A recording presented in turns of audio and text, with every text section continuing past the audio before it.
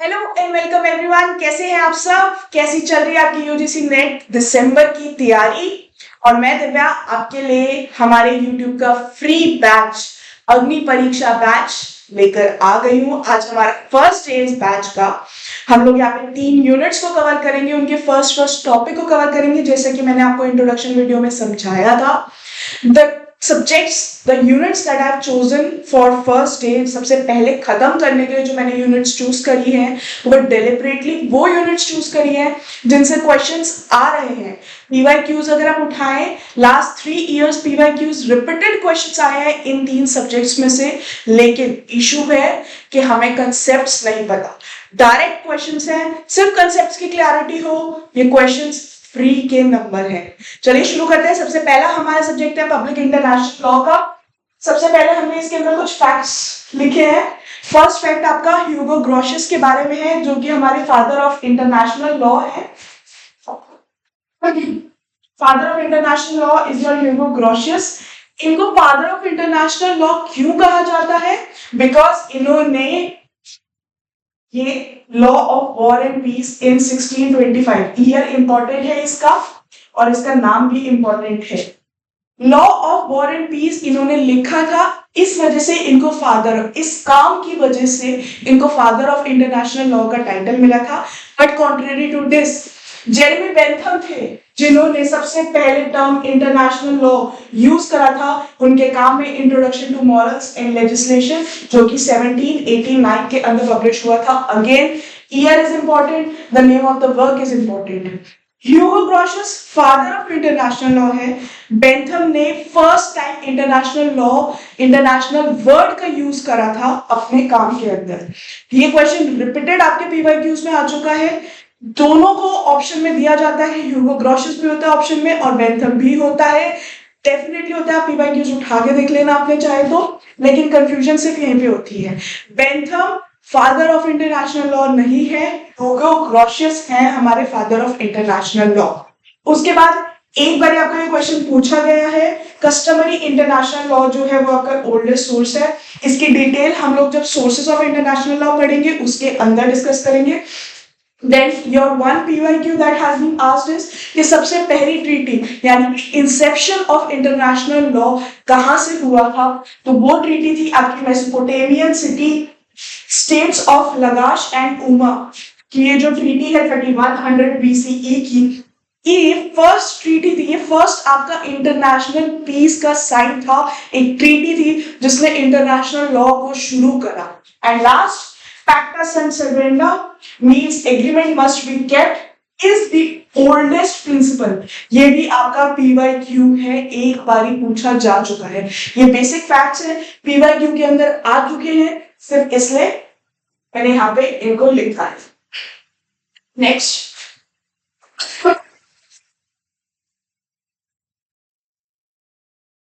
Definitions repeatedly पूछी जा रही हैं। यही डेफिनेशंस है जो बार बार घुमा फिरा के पूछी जा रही हैं। I have tried to jot down the keywords.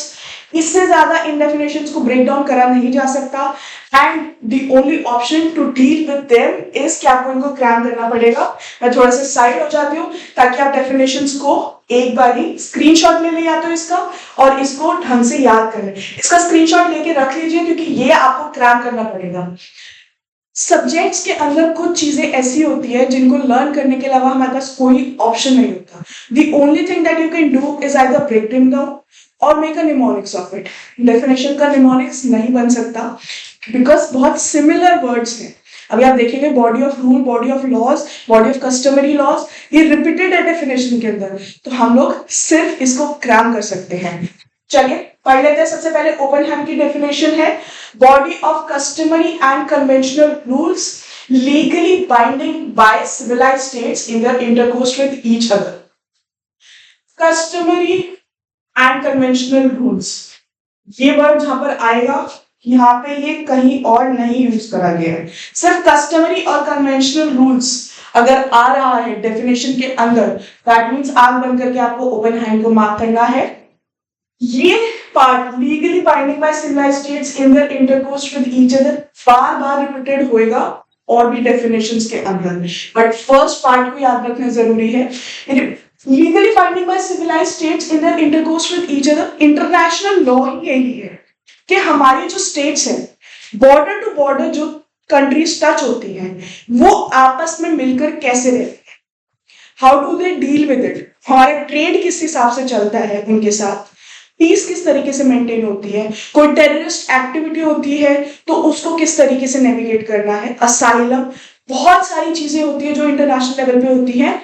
तो सिविलाइज स्टेट्स मतलब सिविलाइजेशन है, वहां पे उनका एक पूरा का पूरा रूल ऑफ लॉ, कोड, सब कुछ वहां पे बना हुआ है, एक सिस्टम से वो स्टेट बनी हुई है। There is a head who is governing the state, जो कि लोगों के लिए, सिविलाइजेशन के लिए, पॉपुलेशन के लिए, वहां के लोगों के लिए काम कर रहा है, and there are certain rules that are implemented in that states. Civilised states है जो कि states in the intercourse with each other, एक दूसरे के साथ जो डीलिंग है उनकी, उसके अंदर किस तरीके से वो लीगली बाइंड करता है, उसको हम इंटरनेशनल लॉ कहते हैं। अब ये लीगली बाइंडिंग कितना है इंटरनेशनल लॉ और कितना नहीं, ये आगे हम पढ़ेंगे। अगली डेफिनेशन को देखते हैं, J G. Starke body of law. अब यहाँ पे आ गया हमारा बॉडी ऑफ लॉ, ये body of customary and conventional rules, body of law state feels bound to observe in relation with each other includes rule of law relating to functioning of international institutions. same मतलब है इस बात का, exactly यहाँ पे जो बात समझाई गई है सेम मीनिंग है, सिर्फ बॉडी ऑफ लॉ है। नेक्स्ट, चार्ल्स फेनविक ने जो आपकी डेफिनेशन दी है, that is body rules accepted by the general community of nation. General community of nation के जहां पे चार्ल्स फेनविक का क्वेश्चन भी आपके पीवाईक्यू में पूछा जा चुका है 2 बारी। उन्होंने कहा है body rules accepted by general community of Nations defining their rights. क्या चीज बता रही है? Defining their rights. International level पे क्या राइट्स है आपके, एक्स्ट्राडिशन, असाइलम, ये उनकी बात कर रहे हैं जो कि जनरल कम्युनिटी ऑफ नेशंस, अगर 5-6 नेशंस एक साथ है, क्लस्टर है नेशंस का, उनके अंदर जनरली क्या एक्सेप्ट करा जाता है उसको ये लोग इंटरनेशनल लॉ कह रहे हैं, पब्लिक इंटरनेशनल लॉ कह रहे हैं। Then your J L. Brierly body of rules and principles of action binding upon civilised states. मैंने आपको ये चीज कही थी कि जो लीगली बाइंडिंग सिविलाइज्ड स्टेट्स है, बाइंडिंग अपॉन सिविलाइज्ड स्टेट्स है, ये चीज रिपीट होगी बार बार। हमें याद क्या करना है, जो फर्स्ट कीवर्ड मैंने सेग्रीगेट करे हैं हमें सिर्फ उतना ही याद करना है। यहाँ पे क्या कह रहे हैं, body of rules and principle of action. Next, Jessup, Philip C Jessup, law applicable to states in their mutual relation with each other. Mutual relation same बात हो गई, इंटरकोर्स विद ईच अदर की बात हो गई। लॉ एप्लीकेबल, जो उनके आपसी संबंध है उसको जो लॉ रेगुलेट करता है उसको हम लोग इंटरनेशनल लॉ कहते हैं। उसके बाद आपका आता है टॉस्टन GIHL, body of rule of law, rules of law, again apply with in international community. अब यहाँ पे ये चीज है, body of rules of law हमने ऊपर भी पढ़ा है, इंटरनेशनल कम्युनिटी की बात करते हैं हमने, जनरल स्टेट्स की बात करी थी अभी, डिफाइनिंग देयर राइट्स, ये जनरल कम्युनिटी ऑफ नेशंस की बात करी थी हमने, और यहाँ पे बात कर रहे हैं इंटरनेशनल कम्युनिटी। यहाँ पे जनरल कम्युनिटी की बात करी थी, यहाँ पे इंटरनेशनल कम्युनिटी की बात कर रहे हैं। उसके बाद आता है आपका ग्रे, जो कि फिर से बॉडी ऑफ रूल्स है, regulating the conduct of states in their intercourse with each other. ये आपको याद ही करना पड़ेगा बिकॉज दोनों वर्ड्स ऊपर यूज करे जा चुके हैं, दोनों पार्ट। एंड हॉर की जो डेफिनेशन है ये एग्जैक्टली 3 बारी आपके पीवाईक्यू में पूछी जा चुकी है ऑलरेडी, और ये exact definition word to word आपको याद करनी है। इतनी बड़ी डेफिनेशन वैसे भी आएगी तो आपको ये पता ही चल जाएगा कि ये हॉर की डेफिनेशन है, फिर भी एक बार पढ़ लेते हैं। International law consists of certain rules of conduct which modern civilized states regard as binding on them in relations with each other। इतना पार्ट तो हमें ऑलरेडी समझ आ गया है, हमने ऊपर पढ़ा है। With a force comparable in nature and degree to that binding the conscientious person to obey the laws of their country and which they also regard as being enforceable by appropriate means। मतलब एक limit तक, एक nature तक, एक जना, एक civilian अपनी country के रूल्स को भी फॉलो कर रहा है, प्लस बाहर बाहर के जो सिविलियंस है उनके साथ जो रूल्स है उनको भी फॉलो कर रहा है। वो ये चीज समझ रहा है कि ये मेरे कंट्री के रूल्स हैं, ये इंटरनेशनल लेवल पे rules. So these are your definitions, इनका स्क्रीनशॉट प्लीज ले लीजिएगा। चलिए नेक्स्ट पार्ट पे चलते हैं। नेचर की बात आ जाती है, अब हमें तीन चीजें ही पढ़नी है फर्स्ट यूनिट के अंदर आपकी, डेफिनेशंस, नेचर एंड बेसिस। अब नेचर की बात करते हैं। इंटरनेशनल लॉ का नेचर वैसे बहुत डायनेमिक है, स्टेगनेंट नहीं है। आप आज से 10 इयर्स बैक जाएंगे तो सिचुएशन कंट्रीज की बहुत अलग थी, ट्रेड की बहुत अलग थी, हम आज बात करेंगे तो बहुत अलग है। The major change that has been caused is on the basis of cyber.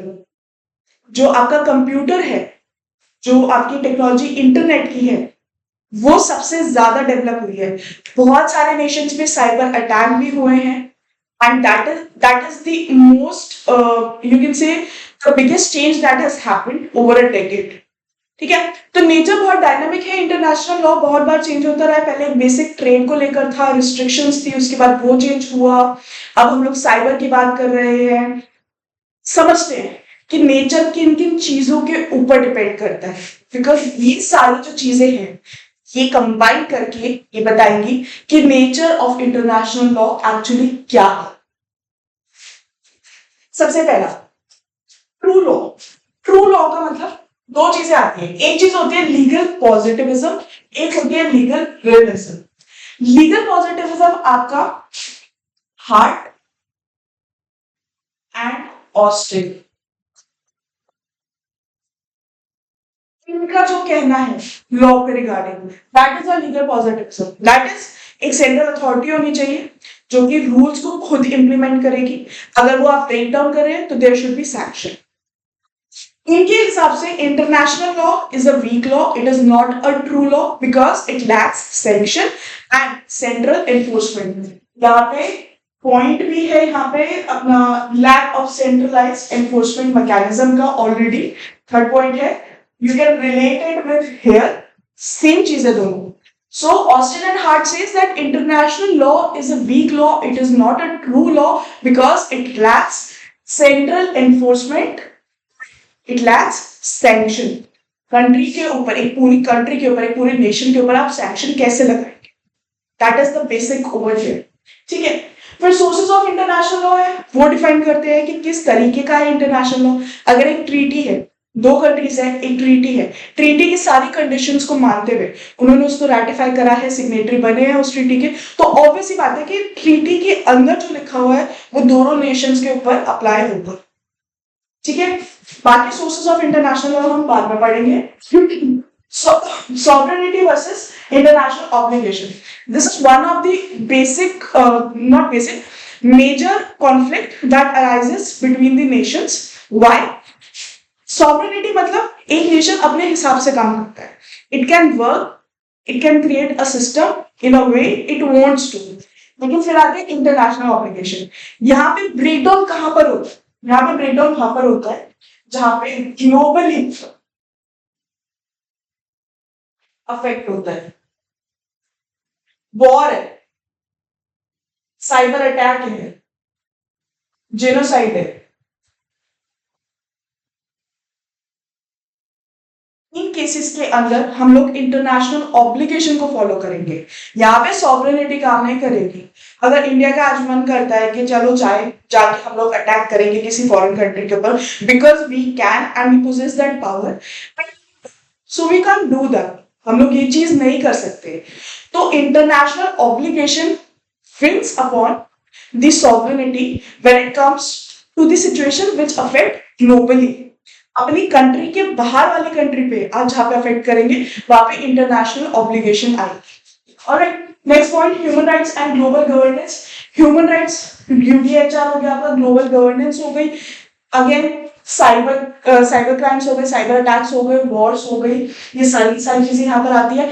तो इंटरनेशनल लॉ ह्यूमन राइट्स को लेके और ग्लोबल गवर्नेंस को लेके बहुत ज्यादा डेवलप हुआ है in comparison to what it was in its inception. Sir ये चीज कहना चाह रहा है। इंटरनेशनल डिस्प्यूट रेजोल्यूशन आपका आईसीजे है, इंटरनेशनल मीडिएशन भी होती है आपकी इस चीज के अंदर। वैसे ICJ is your top most authority जो डील करता है इन सब के साथ। अब हमारे पास एक अथॉरिटी है, सैंक्शन नहीं प्रोवाइड कर पाती है ये अथॉरिटी, पर एक अथॉरिटी है जो रिजॉल्व जरूर करवाती है उन डिस्प्यूट्स को। Then dynamic and evolving, I've already told this to you कि इंटरनेशनल लॉ पूरा का पूरा बहुत ज्यादा डायनामिक और इवॉल्विंग है, वो स्टेगनेंट नहीं है और वो स्टेगनेंट हो भी नहीं सकता because the world is changing, era change हो गया एक। Alright, universal versus regional law, ये सेम चीज आप सॉवरेनिटी के साथ और इंटरनेशनल ऑब्लिगेशन के साथ कंपेयर करेंगे कि एक रीजन के अंदर क्या लॉ अप्लाई हो रहा है और यूनिवर्सली क्या चीज लॉ अप्लाई हो रही है। सेम पार्ट चल पाएंगे जहां पे ग्लोबली अफेक्ट करा जाएगा, वहां पे universal will be higher than the regional law. Influence of non-state actors जैसे आपका WTO हो गया, NGOs हो गए, आज की डेट में ये चीजें भी बहुत ज्यादा अफेक्ट कर रही है international law. So I hope आपको नेचर क्लियर हुआ है इंटरनेशनल लॉ का। हम ये कह सकते हैं that international law is not a true law in its good sense, लेकिन अगर हम लोग रियलिज्म की बात करें, रियलिज्म का पॉइंट था फंक्शनिंग को लेकर, जहां पे हार्ट और ऑस्टिन ये चीज कहते हैं लीगल पॉजिटिविज्म में कि international law is not a true law because वो एक सैंक्शन नहीं प्रोवाइड कर पा रहा है, एक सेंट्रलाइज्ड अथॉरिटी को प्रोवाइड नहीं कर पा रहा है। वहीं पे लीगल रियलिज्म कहता है कि फंक्शनिंग हमें करनी है। अगर आज एक वर्ल्ड पीस है, वर्ल्ड वॉर नहीं हो रही है, एक वर्ल्ड पीस मेंटेन्ड है, तो that is the reality check कि फंक्शनिंग तो हो रही है ना, ट्रीटीज बनी है, चार्टर्स बने हैं, countries have sign to it, they have become signatory to it, उन्होंने उनको रेटिफाई कराया और वो उनको फॉलो भी कर रहे हैं। On international level there is world peace. तो लीगल रियलिज्म जो है वो फंक्शनिंग की बात करता है, लीगल पॉजिटिविज्म जो है वो अथॉरिटी की बात करता है कि सैंक्शन के बिना कुछ भी नहीं हो सकता। So overall what I was saying was nature जो है it is not a true law in strict sense, लेकिन अगर हम उसका एप्लीकेशन देखें तो in various areas international law is developing and it has succeeded successfully. चलिए नेक्स्ट पार्ट के ऊपर चलते हैं।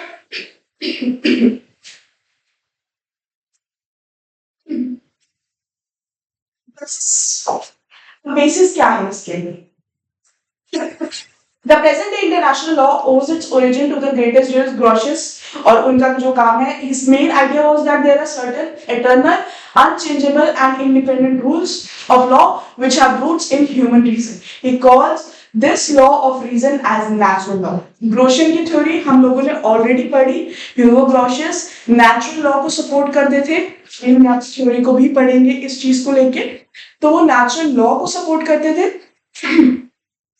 और उन्होंने क्या बोला इसको, this law of reasons as natural law. There are three basis of international law, law of reasons, customs and treaties. तीन चीजें बोल, रीजंस आ गए आपका जो नेचर, गॉड, ठीक है, कस्टम्स जो प्रैक्टिसेस चल रही है, बहुत पुरानी प्रैक्टिसेस चल रही है और चलती चली जा रही है, ट्रीटीज जो कंसेंट की बात कर रही है, स्टेट कंसेंट की बात करती है, या हम कह सकते हैं इसको वॉलेंटरी की बात करते हैं, ठीक है। अब इन सबके बाद हमारी तीन थ्योरीज निकल कर आती हैं। These three theories are the most important ones, आपके पीवाईक्यू में ये ऑलरेडी पूछी जा चुकी है। इन थ्योरीज को सिर्फ समझना है, बहुत बेसिक है, आराम से समझो। नेचुरलिस्ट थ्योरी हमारे ह्यूगो ग्रोशियस हो गए, वेंड्रॉफ हो गए, एक और है वैले। ये तीन ज्यूरिस्ट हो गए जो नेचुरलिस्ट थ्योरी को सपोर्ट करते हैं। नेचुरलिस्ट थ्योरी हो गई आपकी लॉ ऑफ गॉड, बेसिक, ठीक है। फिर आती है आपकी पॉजिटिविस्ट थ्योरी, हम लोगों ने अभी ये पीछे भी पढ़ी पॉजिटिविस्ट थ्योरी, ऑस्टिन की भी थी। ये कहती है वॉलेंटरीनेस को,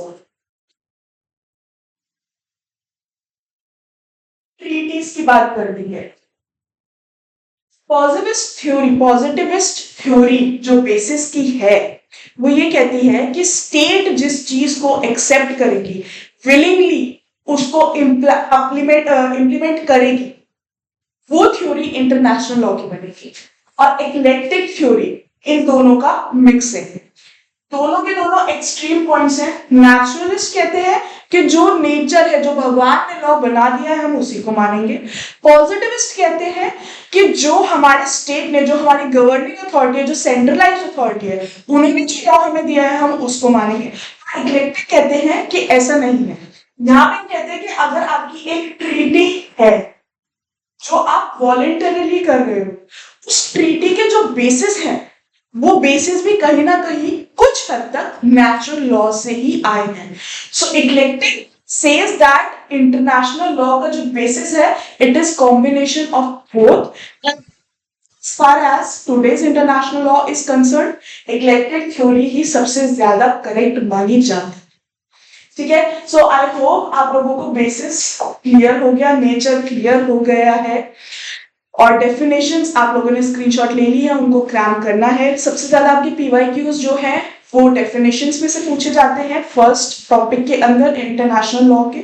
उन डेफिनेशंस को प्लीज ध्यान से याद कर लेना। कीवर्ड्स आपको सेग्रीगेट कर कर दिए हैं, उन कीवर्ड्स को याद रखोगे, अपने आप क्वेश्चंस आराम से सॉल्व हो जाएंगे, कहीं पे भी कोई कंफ्यूजन नहीं होगा। अब कुछ क्वेश्चंस है जो पीवाईक्यू का मिक्स है, और जो क्वेश्चंस एक्सपेक्टेड है आने वाले एग्जाम्स के अंदर, उनके मिक्स हैं। एक बार उनको और देख।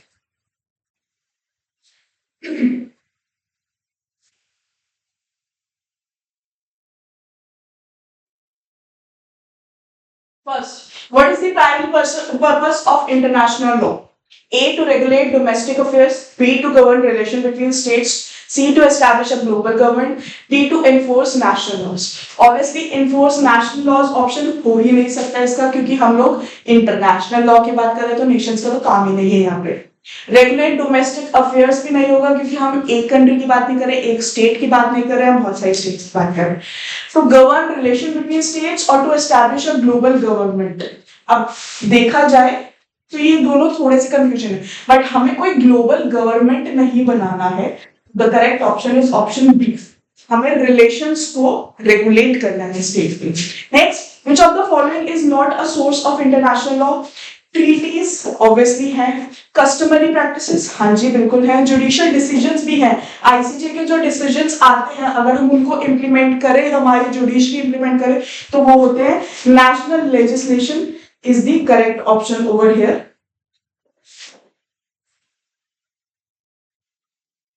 It is not the source of international law.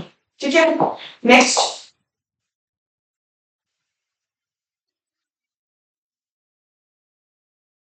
principle of practice and surrender refers to A, the obligation of states to comply with treaties, the right to self-defense, the prohibition of force in international relation, the principle of non-intervention.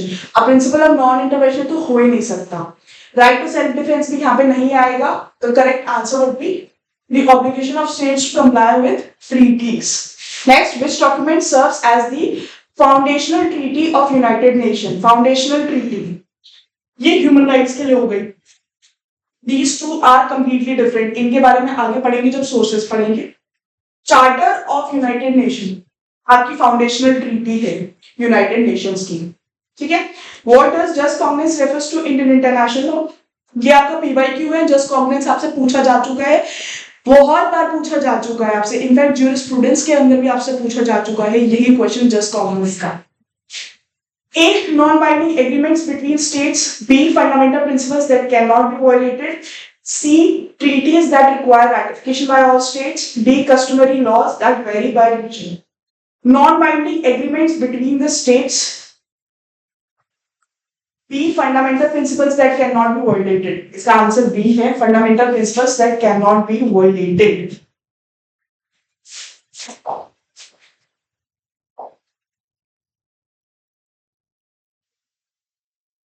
और ये हमारे last 3 question है यहाँ के। Vienna convention की treaty यहाँ पर PYQ है, पूछा जा चुका है 2-3 बार, that's why I have added this question. 1969 के अंदर ये अडॉप्ट करी थी, प्लीज इसको याद कर लो। और भी ट्रीटीज मैंने आपको पढ़ानी है, एक पूरा हायरार्की है इंटरनेशनल लॉ की treaty. I have completely created a chart for hierarchy of international law treaties. हम जब उसके बारे में बात करेंगे तब आपके सामने वो चार्ट आएगा। फिलहाल के लिए इसको याद कर लीजिए। What does the term soft law refers to in international law? Soft law is your non-binding guidelines and principles. आपका UDHR इसका एग्जाम्पल है non-binding guidelines and principles। ठीक है, the doctrine of responsibility to protect R2P किससे relate करता है? Limit state sovereignty, allows intervention in cases of genocide and war crimes, is legally binding under international law, is only applicable within regional context. Answer इसका है allows intervention in cases of genocide and war crimes. Responsibility to protect दूसरी state, अगर a state है यहाँ पे आपकी और वो बी स्टेट के ऊपर अटैक कर रही है, तो सी स्टेट जिसके पास पावर है, बी स्टेट वीक स्टेट है, सी स्टेट जिसके पास पावर है वो यहाँ पे इंटरवीन करेगी कि आप ऐसा नहीं कर सकते, आप इंटरनेशनल पीस को, वर्ल्ड की पीस को वायलेट नहीं कर सकते। Alright, that is all for your international law, your first topic जो आज हमने कवर कर लिया है। अगर आपके कोई भी डाउट्स हैं इसके लिए तो प्लीज कमेंट सेक्शन में उनको छोड़ दीजिए, I will refer to it. Otherwise you can also contact me on the WhatsApp number that has been given in the bio description. Thank you so much, और अच्छे से तैयारी करिए क्योंकि अभी भी देर नहीं हुई है, करते हैं तैयारी प्रोफेसर बनने की। Thank you.